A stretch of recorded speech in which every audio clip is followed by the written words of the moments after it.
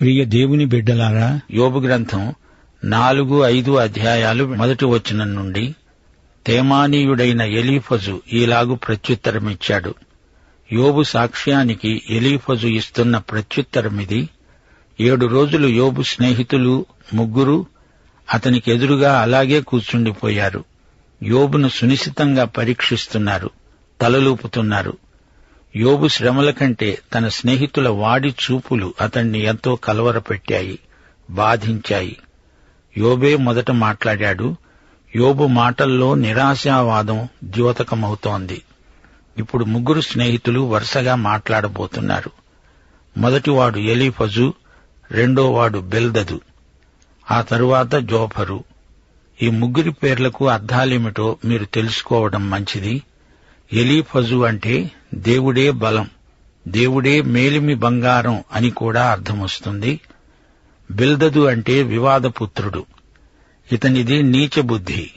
తర్క వితర్కాలంటే ఇతనికి ఆసక్తి మెండు. మోటు మనిషి, మొరటు మాటలు.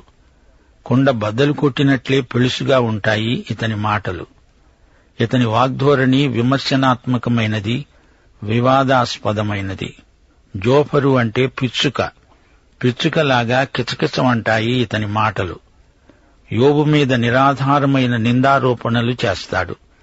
ఈ మిత్రత్రయం యోబు సమస్యను చర్చిస్తూ ఉపన్యాసాలు దంచుతున్నారు. యోబు వీరికి జవాబులు చెప్తున్నాడు. వీరి ఉపన్యాసాలన్నీ మానసికమైన సాముగరిడీలు మాత్రమే. ఆ రోజుల్లో ఇలాంటి చర్చావేదికలు పలుచోట్ల నిర్వహించబడుతూ ఉండేవి.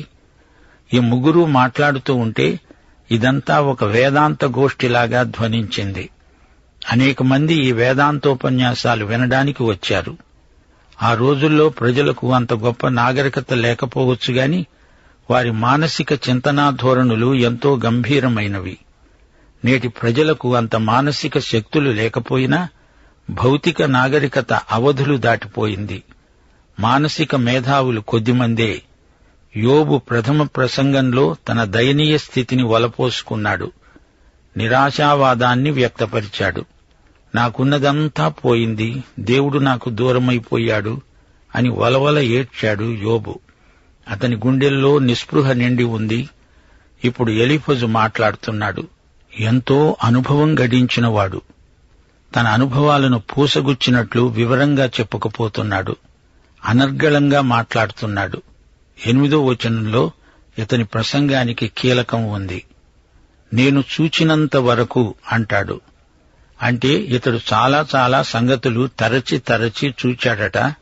గొప్ప మేధావి, వక్త. ఎవరూ వినని కనని సంగతులు ఈ పండితునికి తెలుసు. యోబు, ఎవడైనా ఈ సంగతి ఎత్తి నీతో మాట్లాడితే నీకు వ్యసనం కలుగుతుందా? అయితే వాదించకుండా ఎవడు ఊరుకోగలడు? యోబు, నేను ఉపన్యసిస్తాను, నీకు అభ్యంతరమా? అభ్యంతరమైనా కాకపోయినా నేను మాట్లాడేదే. నేనిక ఊరిక కూర్చోలేను. ఎలీఫజు ధోరణి ఇలాగే ఉంటుంది. యోబు, నీవు అనేకులకు బుద్ధి నేర్పావు, బలహీనమైన చేతులను బలపరిచావు. నీ మాటలు తొట్టిల్లే వారిని ఆదుకొని ఉంటాయి. కుంగిపోయిన మోకాళ్లు గలవారిని నీవు బలపరిచావు. అయితే ఇప్పుడు శ్రమ నీకు తగలగా నీవు దుఃఖాక్రాంతుడివయ్యావు. ఇంతకు ముందు ఇతరులకు ఎంతో మేలు చేశావు, ఇప్పుడు కీడు నీ మీదికి వచ్చింది. ఇతరులకు ఎన్నెన్నో నీతులు చెప్పావే, అవన్నీ ఏమయ్యాయి? నీవు భక్తు వేషధారివి. ఒకరికి చెప్పింది నీవు చేయనక్కర్లేదా? ఇతరులకు చెప్పింది నీవు చేయలేకపోయావు, అందుకే ఈ విధంగా మాట్లాడుతున్నావు. కష్టాల్లో ఉన్న వారిని ఓదార్చేవాడివి. ఆ కష్టాలు నీమీదికే వచ్చినప్పుడు బెంబేలు పడిపోతున్నావా? నీ భక్తి నీకు ధైర్యం పుట్టించదా? నీ యథార్థ ప్రవర్తన నీ నిరీక్షణకు ఆధారము కాదా? బిల్దదు, జోఫరుల కంటే ఎలీఫజు నర్మగర్భంగా మెత్తగా మాట్లాడుతూ వాతలు పెడుతుంటాడు. యోబు, జ్ఞాపకం చేసుకో, నిరపరాధి అయిన ఒకడు ఎప్పుడైనా నశించాడా? యథార్థవర్తనులు ఎక్కడనైనా నిర్మూలమయ్యారా అంటున్నాడు. ఇది కేవలం నిరాధారమైన ఆక్షేపణ. యోబులో ఏ దోషమూ లేదు. యోబును ఈ స్నేహితుడు అపార్థం చేసుకుంటున్నాడు. దేవుడే యోబును గురించి మంచి సాక్ష్యం పలికాడు గదా. ఎలీఫజుకు దేవుడెవరో తెలిసి ఉంటే గదా. దేవునికి దేవుని బిడ్డకు మధ్య వ్యవహారాన్ని తీర్చడానికి మనుషులలో ఎవరూ సరైన మధ్యవర్తులు కాజాలరు. దేవుడొక్కడే, దేవునికి మనుష్యులకు మధ్యవర్తి ఒక్కడే. ఆయనే యేసుక్రీస్తు అనే నరుడు. అలాంటి మధ్యవర్తి తనకు దేవునికి మధ్య ఉంటే ఎంత బాగుండు అని యోబు ఎంతో వాపోయాడు. 1 తిమోతి 2:5 అప్పటికి యోబుకు తెలియదు. ఈ రోజున మనం యేసుక్రీస్తు ద్వారా దేవుని వద్దకు నిరభ్యంతరంగా చేరగలం. నేను చూచినంత వరకు అక్రమమును దున్ని కీడును విత్తేవారు దాన్నే కోస్తారు. యోబు, నీలో ఏదో రహస్య పాపమున్నది. అదేమిటో చెప్పకుండా నీవు దాచిపెడుతున్నావు. నీవు విత్తిందే కోస్తావు. దేవుడు ఊదగా వారు నశిస్తారు. ఆయన కోపాగ్ని శ్వాసము వలన వారు లేకుండా పోతారు. ఇక్కడ ఎలీఫజు తప్పు మాట్లాడుతున్నాడు. దేవుడు తన బిడ్డలను శిక్షిస్తాడు గాని నాశనం చెయ్యడు. సింహగర్జన, క్రూర సింహపు శబ్దము నిలిచిపోతాయి. కొదమ సింహముల కోరలు విరిగిపోతాయి. ఎరలేనందున ఆడు సింహము నశిస్తుంది. సింహపు పిల్లలు చెల్లాచెదరైపోతాయి. చేసుకున్న వారికి చేసుకున్నంత. నీ గతి కోరలు విరిగిన సింహంలాగే ఉంది. 12 నాకొక మాట రహస్యంగా తెలుపబడింది. నా చెవిలో ఒకడు గుసగుసలాడినట్లుగా అది నాకు వినపడింది. గాఢ నిద్ర మనుష్యులకు వచ్చే సమయంలో రాత్రి కలల వలన పుట్టే తలంపులలో అది కలిగింది. భయము, వణుకు నాకు కలిగాయి. అందువలన నా ఎముకలన్నీ కదిలాయి.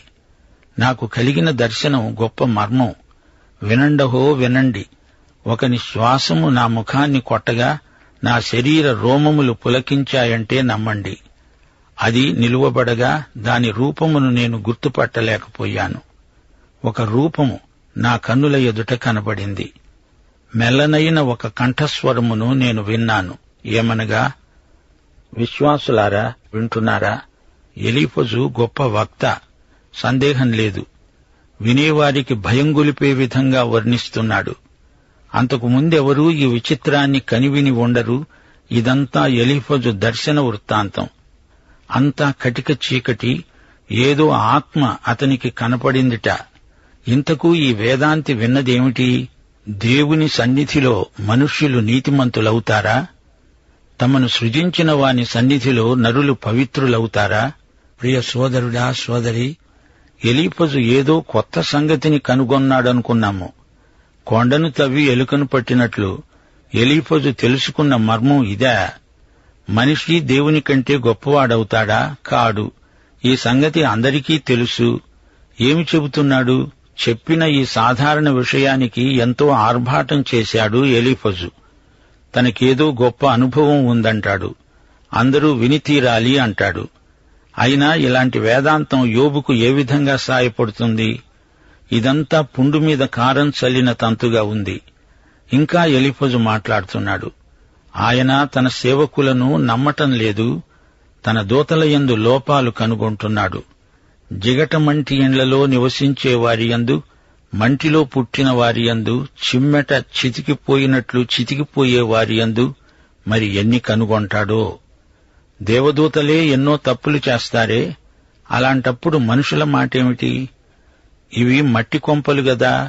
2 కొరింథీ 5 పౌలు ఇదే మాట అంటున్నాడు. మంటి ఘటాలు, మట్టి కుండలు, మానవ శరీరాలు. కొన్నాళ్లకు ఈ మట్టి కొంప కూలిపోతుంది. ఉదయము మొదలుకొని సాయంత్రము వరకు ఉండి వారు బద్దలైపోతారు. ఎన్నికలేని వారై సదాకాలము నాశనమై ఉంటారు. వారి డేరా తాడు తెగవేయబడుతుంది.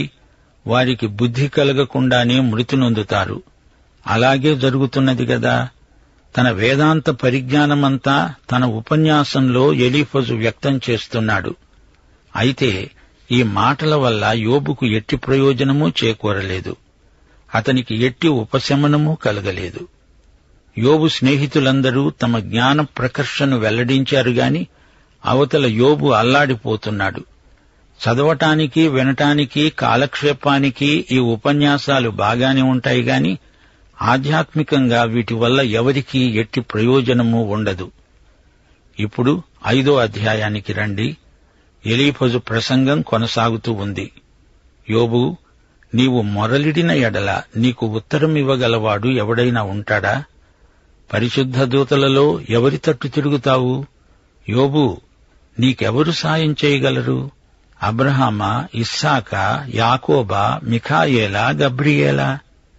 దౌర్భాగ్యాన్ని గూర్చి ఏడవడం వలన మూఢులు నశిస్తారు. బుద్ధిలేని వారు అసూయ వలన చస్తారు.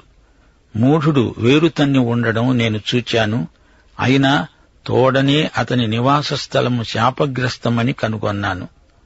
దావీదు మహారాజు కూడా కీర్తనలు 37, 35, 36 వచనాలలో ఇదే అభిప్రాయం వెలిబుచ్చాడు.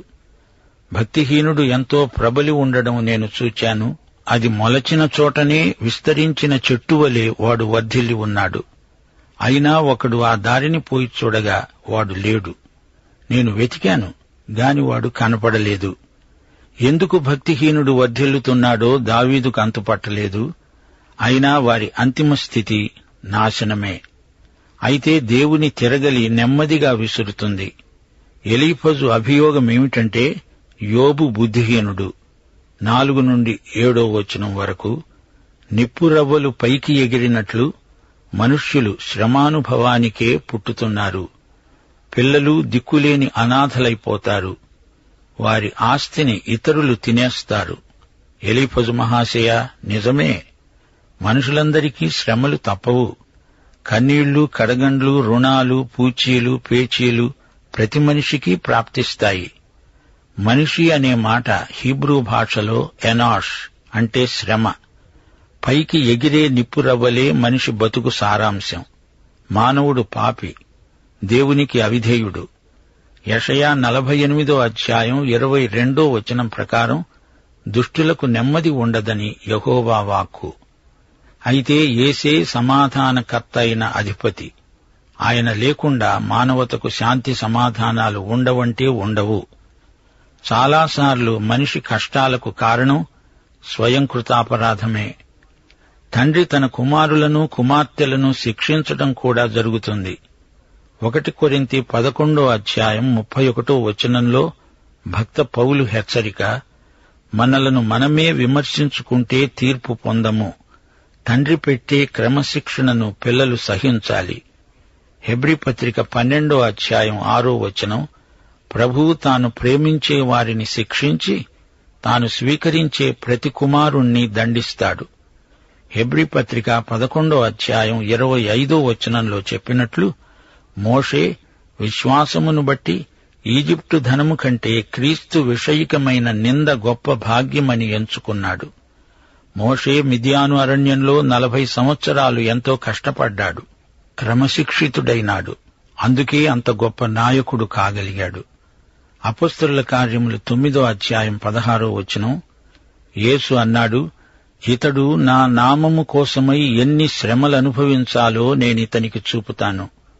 మనకు అనేకసార్లు కలిగే శ్రమల వల్ల ఓర్పు అలవడుతుంది. యాకోబు పత్రిక 1వ అధ్యాయం 3వ వచనం, విశ్వాసానికి కలిగే పరీక్ష ఓర్పు పుట్టిస్తుందని ఎరిగి మీరు నానావిధ శోధనలలో పడినప్పుడు అది మహానందమని ఎంచుకోండి. యోబుకు అర్థం కావటం లేదు. ఈ శ్రమల వల్ల అతని ఆధ్యాత్మిక శీలం ఎంతో మెరుగుపడుతుంది. యోబు 23వ అధ్యాయం 10వ వచనం, యోబు తానే అన్నాడు, ఆయన నన్ను శోధించిన తరువాత నేను సువర్ణములాగా కనిపిస్తాను. ఇది అక్షరాలా నిజం. ఎలీఫజు చెప్పింది వాస్తవం. నరుడు శ్రమానుభవానికి పుట్టాడు. 8వ వచనం, దేవుణ్ణి ఆశ్రయించాలి, వ్యాజ్యం దేవునికే అప్పగించాలి. పరిశోధింపజాలని మహాకార్యములు, లెక్కలేనన్ని అద్భుత క్రియలు చేస్తాడు దేవుడు. వర్షం కురిపించి నీళ్లు ప్రవహింపచేసేవాడు ఆయనే. దీనులను ఉన్నత స్థలాలలో ఉంచుతాడు. దుఃఖపడే వారిని క్షేమానికి లేవనెత్తుతాడు. వంచకుల పన్నాగాలను ఉపాయాలను ఆయన భంగపరుస్తాడు. లోకజ్ఞానులను వారి కృత్రిమాలలో దేవుడు పట్టుకుంటాడు. కపటుల ఆలోచనలను తల్లకిందులు చేస్తాడు. పగలే వారికి అంధకారం తారసిల్లుతుంది. దరిద్రులను ఆయన రక్షిస్తాడు.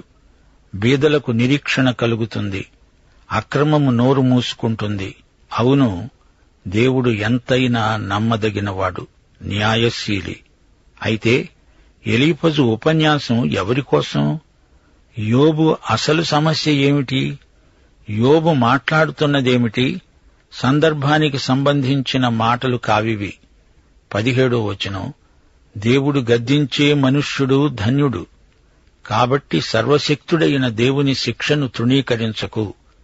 ఎలీఫజు చెప్పింది నిజమే కాని అది యోబుకు వర్తించదు. దేవుడు గాయపరిచి గాయానికి కట్టుకడతాడు. ఆయన చేతులే స్వస్థపరుస్తాయి. 6 బాధలలో నుండి ఆయన నిన్ను విడిపిస్తాడు.